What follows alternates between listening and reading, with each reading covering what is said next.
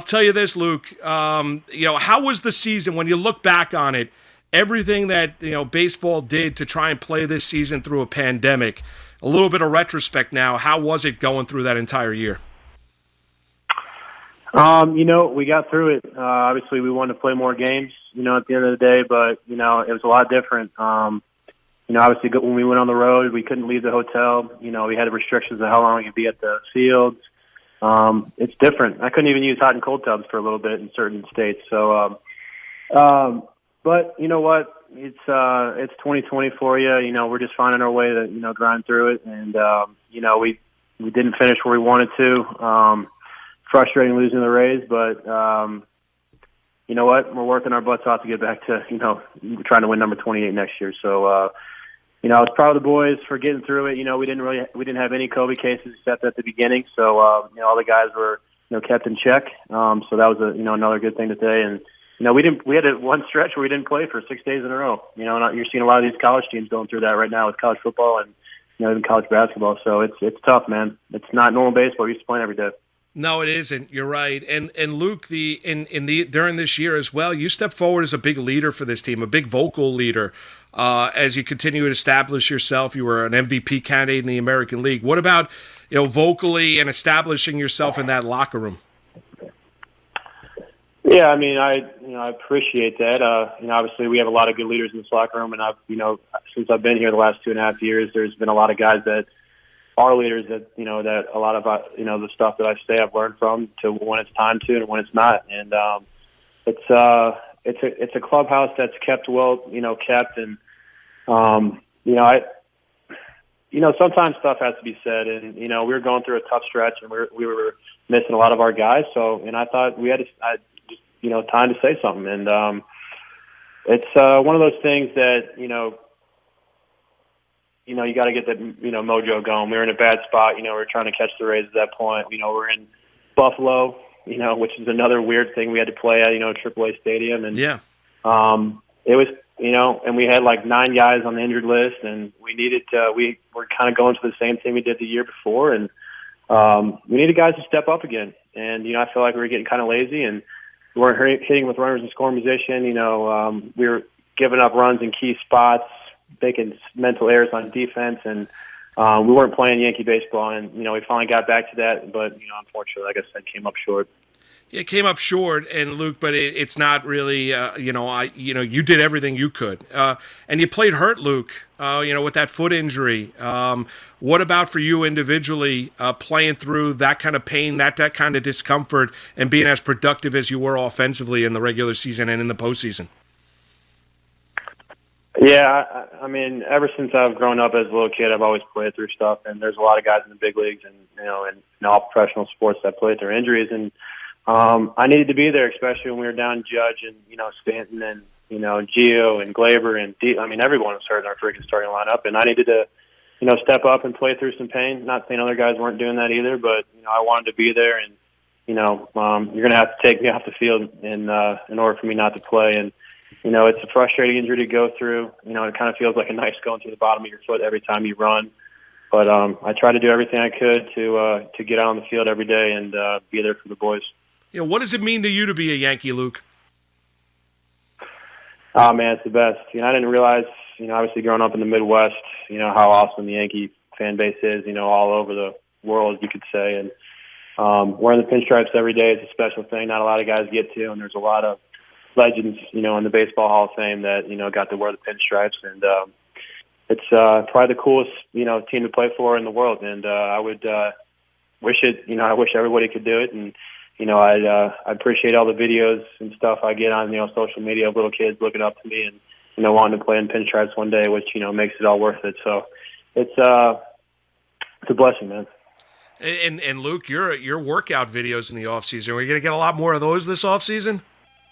I was thinking about that today when I was finishing my workout this morning. I'm going to have to start posting some because I'm seeing all these guys posting videos, and it's time to maybe get some meathead videos out there. So give the fans what they want. Well, Luke, I mean, and you've transformed your body. What led you to make that decision? I know the mobility at first defensively, but you've changed your body type. Obviously, you've got the power, but you've taken off a significant amount of weight. What led you to make that decision?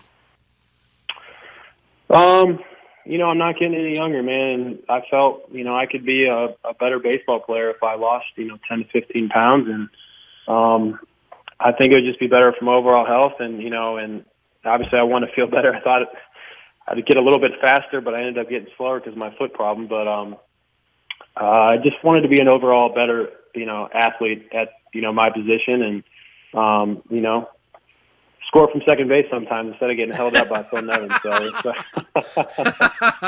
I get it. Yeah. Luke, can you, one of your teammates and a beloved Yankee, LeMahieu, you love him. He's beloved by the fan base in free agency here. Have you had conversations with him this offseason? Could you imagine this Yankee team taking the field next year without DJ being a part of it? DJ wants to be here, man. I think he would do anything to come back, and hopefully he does. I have no idea what they're going to do, but I think everybody wants DJ back, and I think he's probably the best outside of our, position player because you have Trevor Bauer too. But guys that I want on, he's literally the best player I've ever seen play in person, hitting wise, and I want to see him in pinstripes for the rest of his career. So hopefully they get that done. Yeah, he is an unbelievable hitter. His approach at the plate, Luke, I've never done it. You do it on an every day in, day out basis, but what he is able to do, not only hit for average, but also hit for a power, that combination is rare in 2020 Major League Baseball. Yeah, I mean, you don't see guys ever hit 360, and I know it's a short season, but I mean, he hit 330 last year, whatever he hit last year. So the guy hits the ball all over the field. I think he's the only guy in the big leagues that doesn't get shifted. He hits everything, man. I mean, when I was sitting behind him during part of the season, there's 2 outs, I knew he was going to get a hit. And if he was 0 for 4, he's going to get a hit. Like, it's unbelievable. It doesn't matter if the guy's throwing 115 or, 65, because he literally hit a pitch out at like 47 this year too. So on a position player that came in. So it's the dude's literally a machine. That's why we call him one. Mark Malusis with you right here on the Fan on this Wednesday afternoon, chatting with Yankee first baseman Luke Voit. Luke, we saw your shortstop Glaber struggle defensively this past year. Strange year, obviously, as we know. You have any concerns with the more experience that Glaber gets at the position that he'll be able to adjust defensively? Yeah, and I know Glaber's, going to do everything possible to get better defensively because, everyone knows that he knows it.